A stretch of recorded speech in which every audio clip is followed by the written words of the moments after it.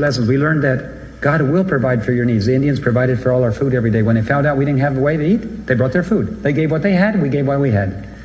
The next thing we learned is that the more you give, the more you receive. We spent a little bit we had to save a lady's life, and miracle of miracles, some lady came in from the United States, didn't even know we were there, came to visit, stayed with us. When she left, we spent $300 of our last money to save a lady's life. She left us $1,700. And we realized, how does God deliver $1,700 in cash from North America, 200 miles deep in the jungles without even knowing that we're there? How does God do that? We said, that's because He's God. He knows how to do things like that. So we begin to trust Him and work further. And we also learned a third lesson. You don't need any money to go forward. When God asks you to do something, if you'll just go forward, the resources will come in. It will take a lot of work and prayer, but success guaranteed. Even when things apparently do not work out, God always has a plan that makes them work out. So, sometimes you don't understand God, and sometimes He says, I want it this way instead of that way. And you got to say, yes, sir. Because later on you understand that's the best way to do it. Now, there are some tragic losses of opportunities that happen because God's people don't know how to move. Gospel Workers, page 133, 135. We must move at the golden moment. The slightest inclination in the balance should determine the matter at once. God has shown me, she says, that the greatest losses, the greatest defeats, and the greatest victories have been determined on the matter of minutes. God expects promptness of action. And I love this part. This is called military intelligence. When God's people move rapidly, the enemy is confused. He doesn't know what to do because he needs time in order to work by artifice against God's work. So if you want to confuse the enemy, be looking around for opportunities to advance God's work. Whenever I go to a foreign country, I have no idea what God's going to do. I'm just going there for a speaking appointment or for a meeting. But I'm watching. Suddenly, out of nowhere, somebody comes up. Did you know, Elder Gates, that there is a television station for sale here? No. Let's go see the owner. Why? It popped up out of nowhere. The devil had no idea that was going to happen. He did not prepare to fight it. So, as soon as it pops into your lap, you seize it, you go forward. But there are tragic losses, opportunities that go by forever because we move too slow. That is a reality of life. God has to accept some defeats because His people refuse to trust Him and move forward. That is the sad reality, and thousands are lost forever. Now, I have to tell you, there is great joy in heaven when the church moves forward by faith and seizes opportunities instantly. You know why? Because God's joy is increased radically when a sinner is saved, because the value of a soul is 1 times eternity. How much is 1 times infinity?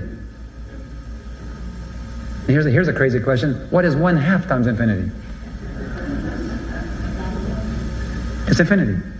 Because anything multiplied by infinity except 0 is infinity. What's 0.0000001 times infinity? Infinity. Because if you multiply it infinitely, it's always very big. It's infinitely big. So if you save a little soul and you multiply it times all eternity, guess what it's worth? The smallest little soul you can save, a little pygmy, a little ignorant pygmy that can't read or write. Try saving him and see how much joy there's in heaven. You multiply that relationship with God times an eternity? No wonder there's joy in heaven. Now, consider the joy of saving thousands as opposed to the tragic loss of thousands because God's people are too selfish with their money. In Spanish, we say people who don't let go of money, we say tacaño. In Mexico, they say codo. In other words, nobody ever gave any money with their elbow.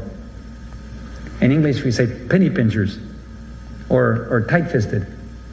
And every language has a name. And they have a really harsh name in Romanian. You know what it's called? It's called zgrăcit. That's a really harsh name for people who don't just never let go. Now, we have been too tight-fisted for too long. And we are about to lose everything because there's indignation in heaven because we have not taken care of the souls that have been entrusted to us.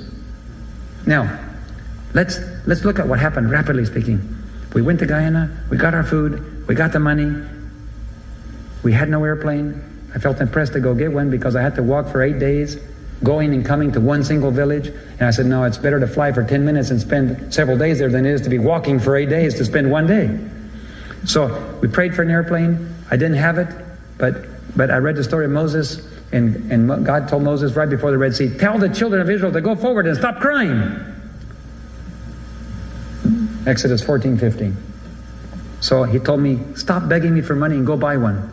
I went to the States. I didn't have very much faith. I didn't look for a nice airplane. I looked for an old, beat up, nothing worked on it type airplane. And God gave me according to my faith. The day that I found the airplane and decided to buy it, that's the day the money came in to buy it. I wish I'd have gotten a better one. But that's all I asked for. Surely God can give me this old piece of wreck. It had 2 wings. It took me 8 months to fix it. And it was more expensive than if I'd have bought one that already worked. I learned my lesson. Don't ever ask God for a piece of junk. Ask Him for the airplanes that are flying to begin with. You hit the ground running. So I've been asking for God, I need this, I need that. Ask for what you need. Don't be ashamed. You're not asking for yourself. You're not going to get rich. It's not yours. But ask God for the tools you need. Ask God for what you need. He loves to answer prayers. But first you have to be trusted.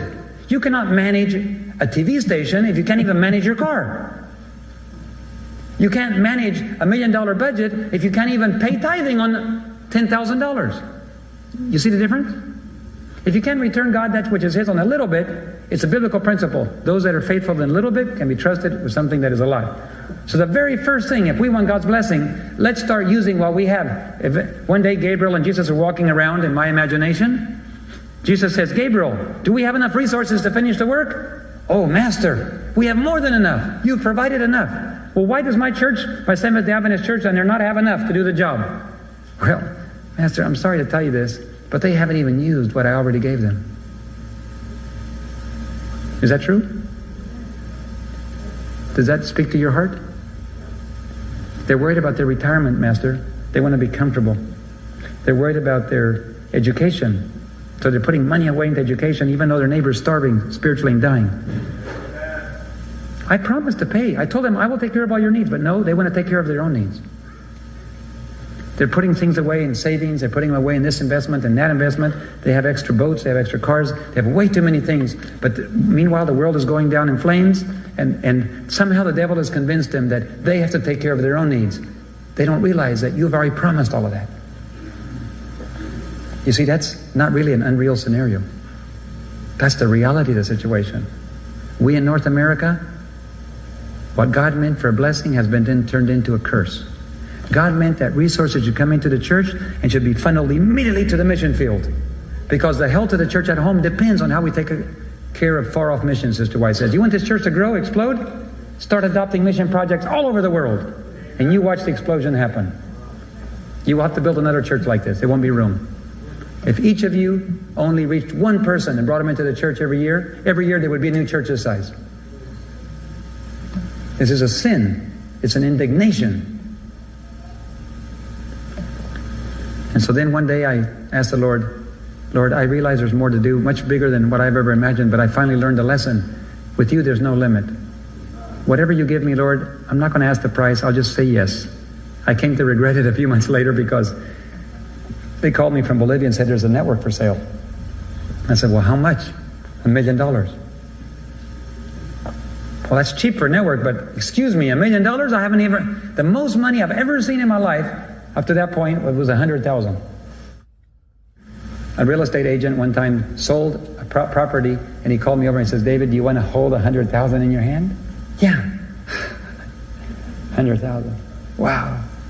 That's the most I'd ever seen in my life. We had airplanes, but they were 40, 50, 80,000 little pieces at a time. I'd never seen that much cash at once. 1 million? This is outrageous. But they said, David, you said that God has no limit. David, remember, you made a promise to me that you would go forward. I talked to my board. I said, we don't have money for this. My board, the Gospel Ministries International Board, said, but David, you never have money. But if you go forward, God does miracles. Why don't you just go forward and see what God's going to do?